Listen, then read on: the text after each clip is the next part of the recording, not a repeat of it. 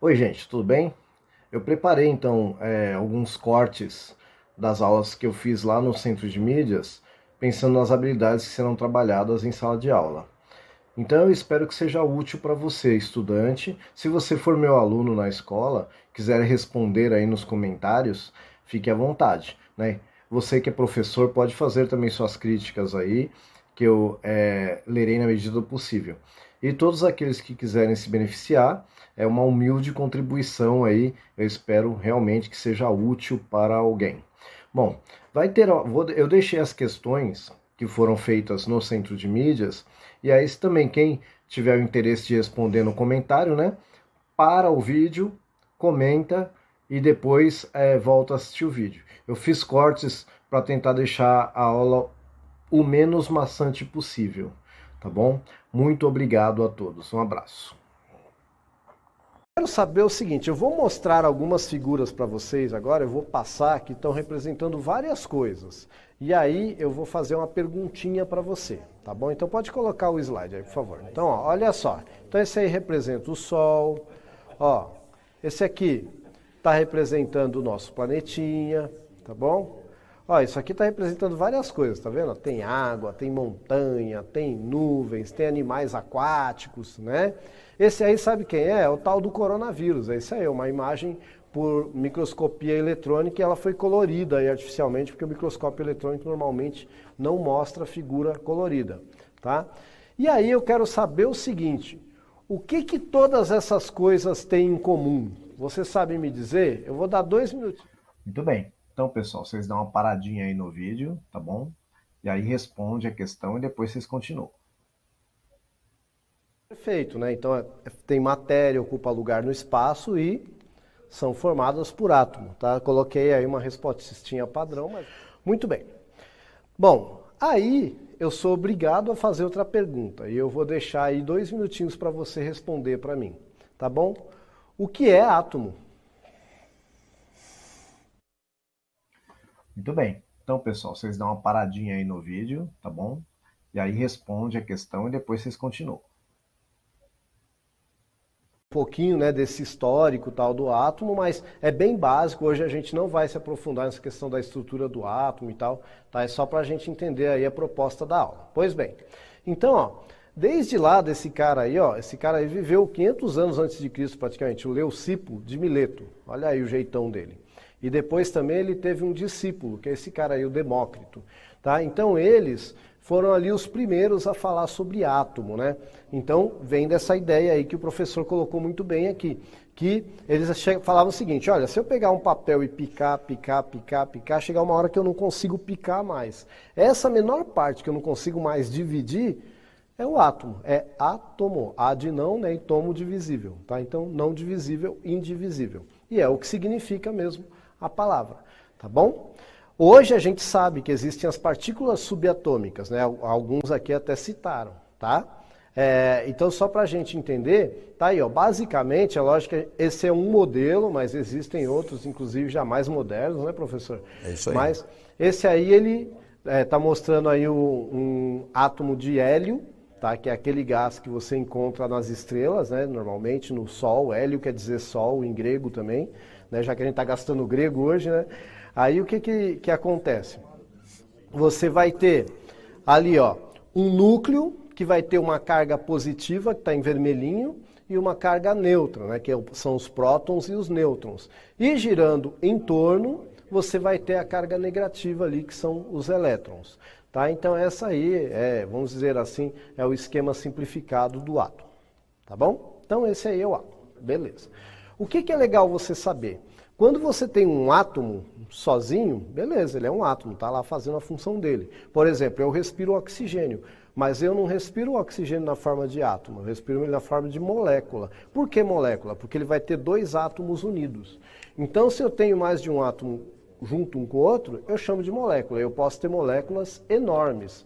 Tá? Então, por exemplo, aí, ó, isso aí está representando a estrutura da molécula da água, tá bom? Então você pode ver aí, ó, que o branquinho, ele está representando os átomos de hidrogênio, tá bom? E o vermelhinho, vai estar representando os átomos de oxigênio. Então, cada conjuntinho aí com duas bolinhas brancas e uma vermelha está representando uma molécula de água, tá bom? Onde o vermelhinho vai representar o oxigênio e o branquinho o hidrogênio. Quando eu falo que a água é H2O, o 2 está ligado ao H. Então é H2O. Então são dois átomos de hidrogênio e uma de oxigênio. Tá bom? Qual será a relação entre o átomo, as moléculas e o estado físico da matéria? Um minutinho. Muito bem. Então, pessoal, vocês dão uma paradinha aí no vídeo, tá bom? E aí responde a questão e depois vocês continuam. Então aí, ó, eu fiz aí um esqueminha, né? Então, normalmente as moléculas, quando elas estão, quando o objeto, enfim, a matéria está num estado sólido, elas vão estar organizadinhas. Tá? Então aí cada bolinha está representando moléculas, não necessariamente átomos. Então, por exemplo, se a gente pensar na molécula de água, cada bolinha aí está representando o H2O, tá bom? E aí, ó, se tiver na forma de gelo, né, sólida, vai estar assim bonitinha, tá ok? Mas aí, né, se eu aumentar a temperatura ou diminuir a pressão, ou ambos, o que acontece com essas moléculas? Elas vão começar a se agitar, tá bom? E aí, ó, pode passar para o estado líquido. Isso aí vai ter um ponto, né? Vai ter um ponto de fusão, vai ter um ponto de ebulição que vai variar com a pressão e com a temperatura. Por exemplo, a água, ela vai passar do estado sólido para o estado líquido a 0 graus Celsius no nível do mar. Por que tem que ser no nível do mar? Por causa que a pressão ao nível do mar. Se eu subir um pouquinho, por exemplo, aqui em São Paulo, não precisa chegar a 100 graus Celsius, um pouquinho menos, talvez bem pouquinho, tá? Porque aqui a gente está a 700 e poucos metros do nível do mar. Então, aqui a água vai ferver antes do que lá no nível do mar, porque a pressão aqui já é menor. Tá? Então eu tenho uma relação pressão e temperatura para essa alteração aí do comportamento da matéria. Tá bom? Então vamos ver, olha aí, o outro esqueminha. Pode colocar aí, por favor. Então aqui está no estado líquido e agora aqui já no estado gasoso. Então, de novo, eu posso ter aumentado a temperatura, eu posso ter diminuído a pressão, ou ambos. Né? Então, pode deixar o slide aí que eu vou retornar aqui. Ó. Então, olha só, sólido, líquido e gasoso. Eu espero que tenha dado o efeito aí que eu imaginei que daria. Tá bom? Então, essa é a primeira coisa que você precisa entender com relação aí ao estado físico da matéria. É o comportamento ali das moléculas, né, que vai fazer com que haja essa alteração.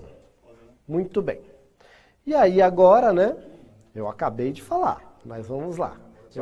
Então eu fiz um esqueminha aí, ó, dá uma olhada no esqueminha. Quando eu aumento a temperatura ou diminuo a pressão, olha só, se está no estado sólido e passa para o líquido, né, então ocorre a fusão do líquido para o gasoso, a evaporação.